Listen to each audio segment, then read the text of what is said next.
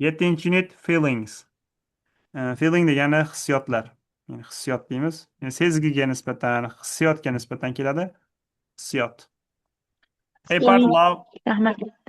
Hop. Kerakmasiz baqirishga ko'tarib bo'ladi. No, Oysha Rahmat. bonim, mikrofonni o'chirib oling. Love, like and hate. Ya'ni sevmoq, yoqtirmoq va nafrat yoki yomon ko'rmoq. Böyle darajasini tushuntirib ketgan, buni ta'kidlash shart emas. Yoki plyus minus qilib. The first one, I love my family and my best friend. Uni bilasizlar. I don't like horror films. Horror film bu yerda qo'rqinchli kino degan ma'noni bildiradi. Yodlaysizlar birma-bir. Film degani qo'rqinchli kino.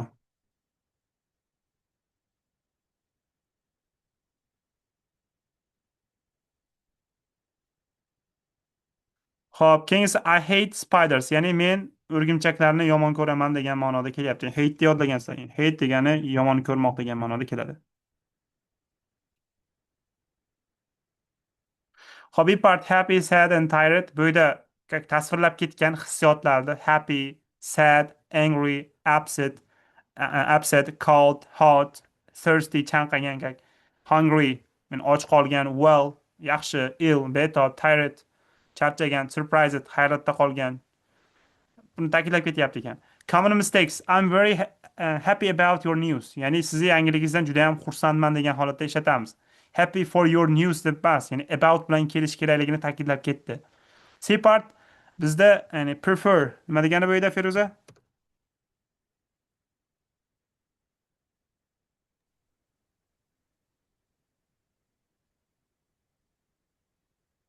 Ovoz kelmayapti baribir sizda. Afzal ko'rmoq. Ha, Endi bordimi? endi yozib ham bo'ldimda. Afzal ko'rmoq yoki ma'qul ko'rmoq deb yodlaganmiz. Ha, bu fe'llar alohida grammatik strukturaga ega. Ko'rib ketishimiz kerak, ya'ni prefer, hope and want. Bola, birinchisi, ya'ni prefer'ni to'g'ri talaffuz qilinglar. Prefer emas bu. Tushundinglar-a? Prefer emas. Bitta ko'rsatib qo'yay o'zinglarga mana.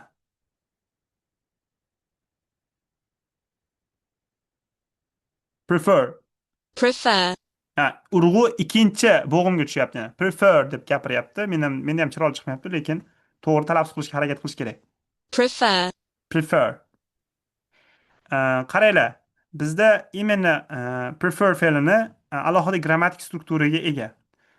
Biz sizlar bilan qiyosiy darajani o'tganmiz. Qiyosiy darajada o'tganimizda, ya'ni birinchisini ikkinchisiga nisbatan taqqoslaganmiz. Endi sizlarga misol. Men misol aytaylik, qalamdan ko'ra ruchkani afzal ko'raman desak nima bo'ladi? Behruz?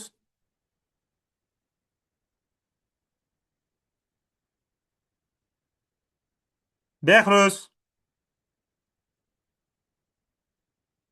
Behruz uxlayapti shekilli. Feruza.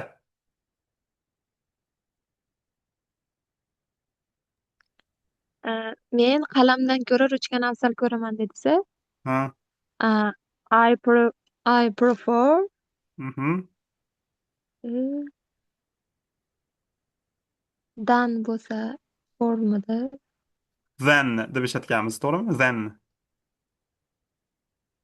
Hmm, I prefer pencil than penmi? then pen. Ha.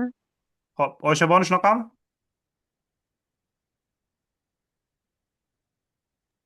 Yo, shuni teskarisi bo'lsa kerak, domla.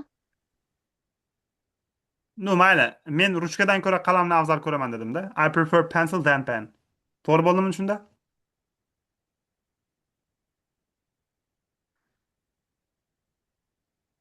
Javob beringlar, guys. O'tirmaylik bunaqa. Bu xato bolalar. Aynan prefer fe'liga nisbatan biz then'ni qo'llolmaymiz. Ya'ni qiyosiy darajada gapirayotgan bo'lsak ham then strukturasini qo'llolmaymiz. Qaranglar. Misol I prefer, ya'ni men qalamni ruchkadan ko'ra afzal ko'raman deb gapirsam, I prefer pencil, ya'ni pencil degani bu qalammi, to'g'rimi? To pen deb ishlatishim kerak ekan. Ya'ni bu to bilan keladi degani shu narsaga ehtiyot bo'linglar. Ya'ni taqqoslashda, ya'ni qiyoslashda to bilan ajratasizlar degani buni. Then bilan emas. Shu narsasiga e'tiborliroq bo'linglar. Ya'ni I prefer pencil to pen. Ya'ni men qalamni ruchkadan ko'ra afzal ko'raman. Buni ham ta'kidlayapti. I prefer coffee to tea deyapti. Ya'ni men kofeni choydan ko'ra afzal ko'raman degani. Tushundinglar-a buni? Tushunarli domla.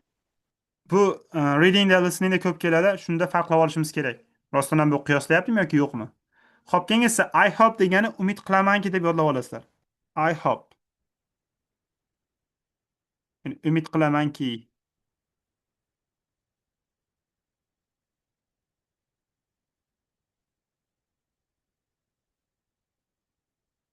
Ya'ni I hope to do well in my exam. Ya'ni imtihonimni yaxshi bajaraman deb umid qilaman deb aytamiz. Ya'ni deb umid qilmoq deb gapirsanglar ham ekan. Umid deb umid qilmoq yoki deb umid qilaman. Ya'ni imtihonimni yaxshi bajaraman deb umid qilaman. Yoki orasiga z qo'shib gapirsanglar ham bo'laveradi. Xavfsizda berilgani sababi bu ixtiyoriy. Xohlasanglar z qo'yib gapiringlar yoki yo'q. For example, I hope that my friend does well in his exam. Ya'ni umid qilamanki do'stim imtihonini yaxshi topshiradi yoki yaxshi bajaradi degan ma'noda. Xo'p, keyingi I want a new car. Ya'ni men yangi mashina xohlayman. Endi bizda want ham alohida grammatik strukturaga ega. Esinglarda bo'lsa, buni o'tganmidim yoki yo'qmi? O'tmagan ekanmiz hali sizlarga. Biz I want to buy a new car deya olamiz. Nima degani bu? Oyshabonu?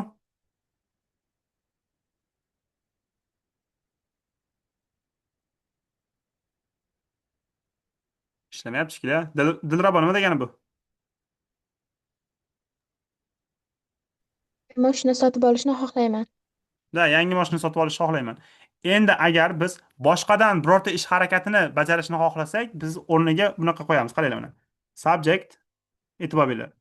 Subject plus want plus to niga qo'yamiz. Plus someone deb qo'yapmiz. Someone degani kimdirdandir bajarishni xohlasak. Plus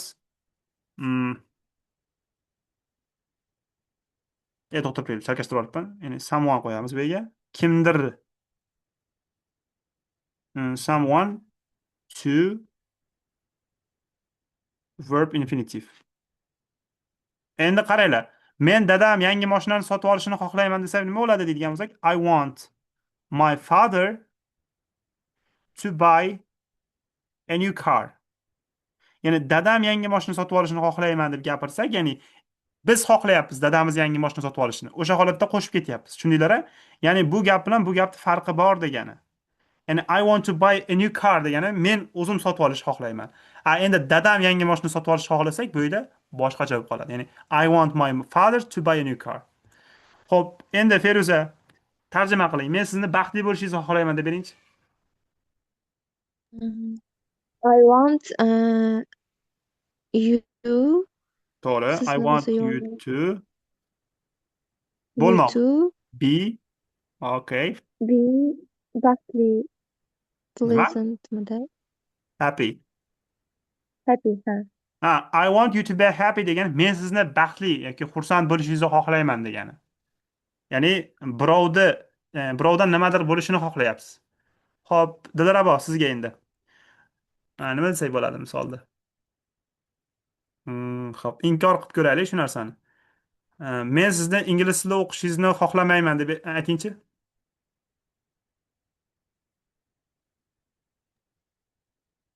I want Yo, inkor you qiling. Xohlamayman. Men sizni ingliz tilida o'qishingizni xohlamayman. I don't want, right? you to learn English. To learn English. Xuddi shunday. Ya'ni men sizni ingliz tilida o'qishingizni xohlamayman deb aytyapmiz. To'g'rimi? Mana I don't want you to learn English. Tushundinglar-a strukturani, guys? Mana shunaqa holatda ishlatishimiz kerak. Ya'ni mana shunaqa holatda ishlata olishimiz kerak. To'g'ri qilib aytganda. Next one. Xo'p. Mana bu yerda ham ta'kidlab ketyapti yani. I want to buy a new car, ya'ni yangi mashina sotib olishni men xohlayman. Note, I want my mother to buy a new car. Ya'ni onam yangi mashina sotib olishni xohlayman deyapti. Ya'ni ish harakatda birov bajarasiz, lekin siz xohlayapsiz degan ma'noda. The part expressions, ya'ni iboralar yana.